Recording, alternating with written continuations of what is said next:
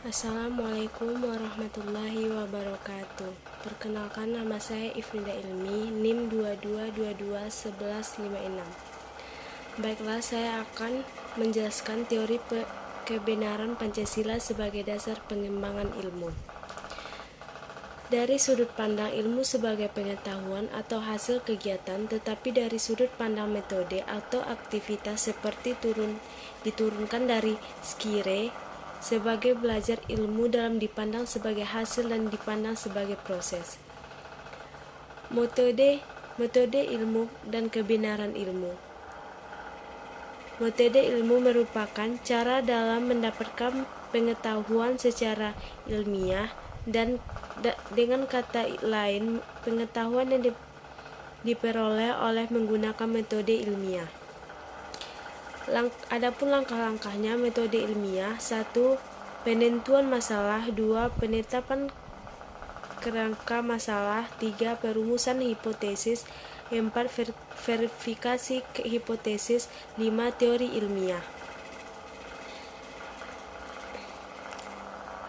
Kebenaran ilmiah muncul dari hasil penelitian ilmiah melalui metode yang telah baku sesuai dasar dari masing-masing ilmu dihasilkan teori ilmiah yang telah teruji kebenarannya.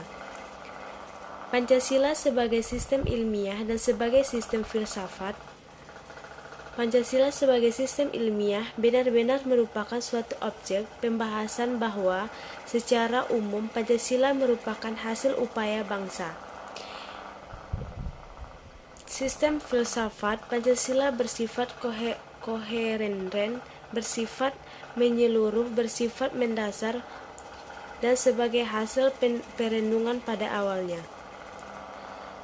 Sistem filsafat Pancasila Notonagoro. Pancasila juga merupakan abstrak dari pengalaman dan perjalanan hidup bangsa Indonesia menurut Notogoro, diambil dari adat, kebiasaan, kebudayaan, dan agama yang telah ada pada bangsa Indonesia.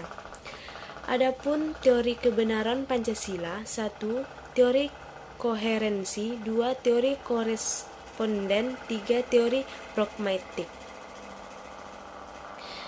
Kebenaran ilmu berdasarkan teori kebenaran Pancasila. Menurut Pancasila, kebenaran ilmu juga dikembalikan kepada manusia. Kefaedahnya bagi umat manusia. Kebenaran ilmu ini merupakan teori kebenaran Pancasila yang bersifat koheren.